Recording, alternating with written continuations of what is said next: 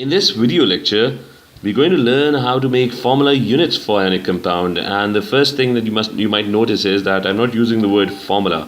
Remember, the term formula doesn't apply to ionic compounds. Instead, you use the word formula units when you talk about ionic compounds, and I'm going to explain that term in a little while, in a short while.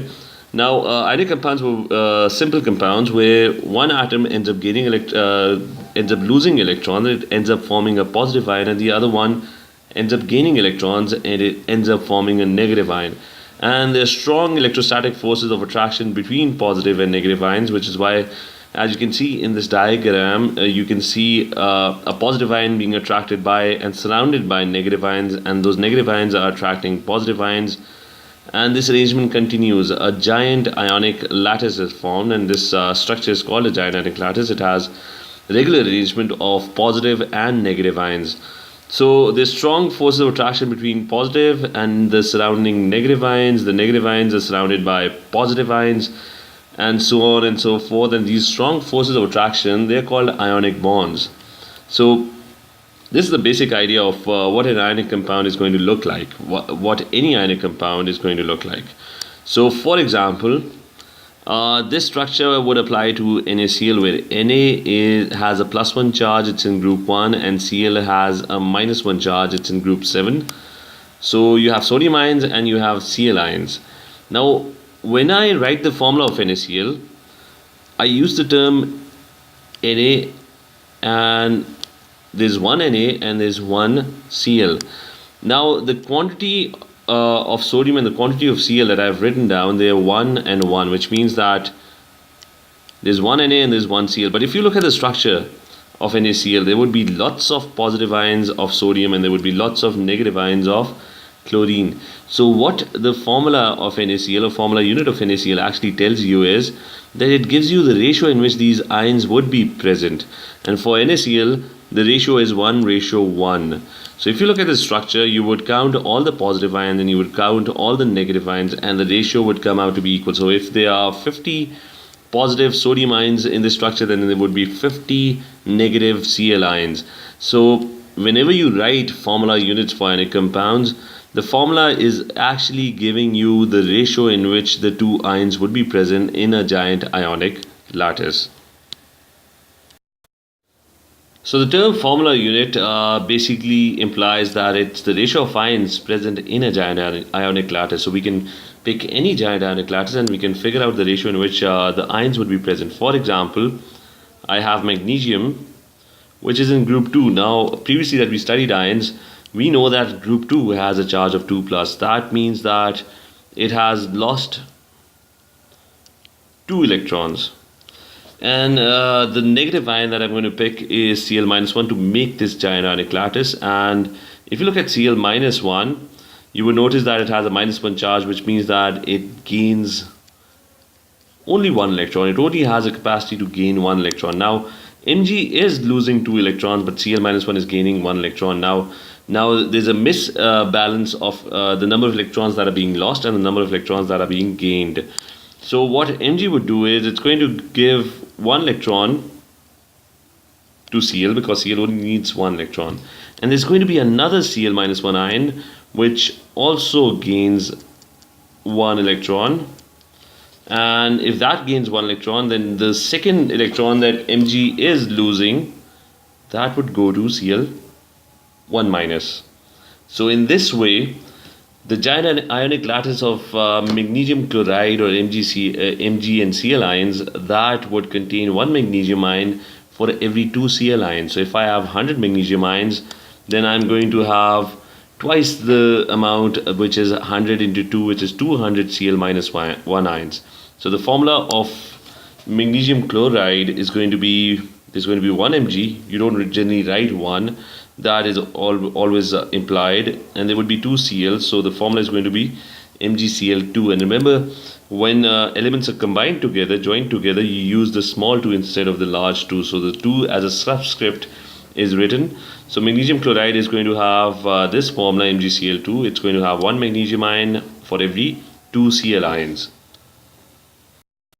Now let's try and figure out the formula unit of another ionic compound, and this time I have aluminium, which is in group 3, and remember that group 3 has a 3 plus charge. They form plus 3 ions. And then I have oxygen, the negative ion that I have in this ionic lattice. It's oxygen, and oxygen is 2 minus. So oxygen is 2 minus, it's in group 6. So group 6 have 6 outer electrons, so they gain 2 electrons and they have a -2 charge.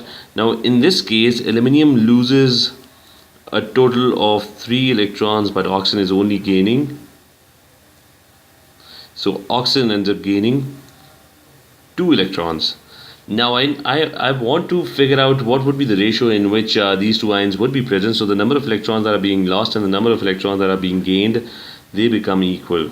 So aluminium loses 3 electrons. So if I have another aluminium 3 plus, and that also loses a total of 3 electrons, so the total electrons lost would be 6 electrons.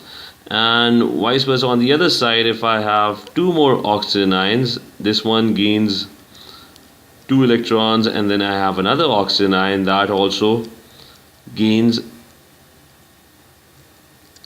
2 electrons. So the total amount of electrons that are being lost and the total amount of electrons that are being gained, they would become equal. So 2 aluminiums would lose a total of 6 electrons, and 3 oxygens would gain a total of 6 electrons. So the amount of electrons that are being transferred from aluminium to the 3 oxygen ions, that would be equal. So there's 6 electrons being lost and there's 6 electrons being gained.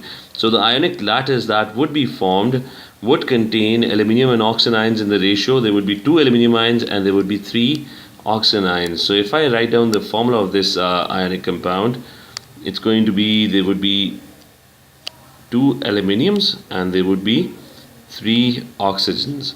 So this would be the formula of aluminium oxide, and this would be the formula unit of aluminium oxide, where the ratio in which the 2 ions would be present in the giant ionic lattice would be 2:3. Now figuring out how many electrons are being lost and how many electrons are being gained by the ions and making them equal is a tedious process.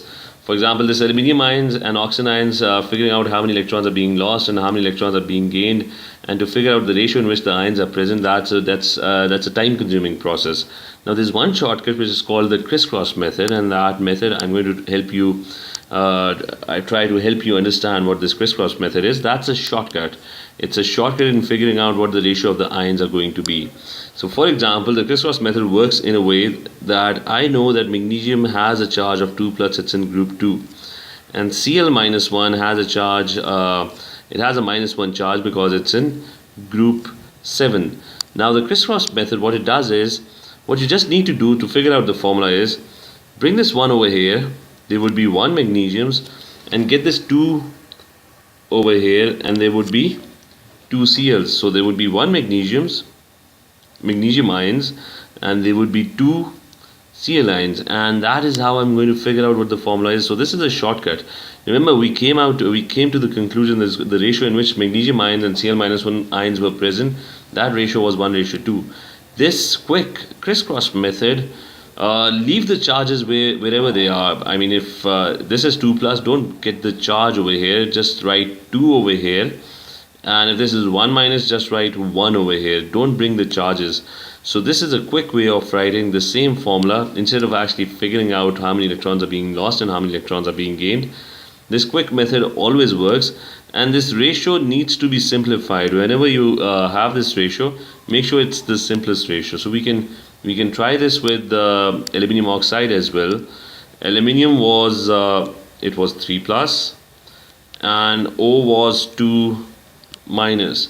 So using the crisscross method to figure out the formula, get this 2 over here and bring this 3 over here, and you are going to get, there would be 2 aluminiums and there would be 3 oxygen, and you get the exact same thing without doing all this tedious working.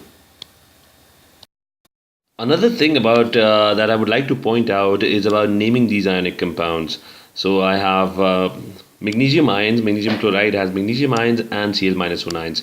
Now one thing that you would have noticed is that magnesium doesn't change its name when it forms an ion. So whether it's magnesium, a neutral atom, or magnesium ion, this name remains magnesium.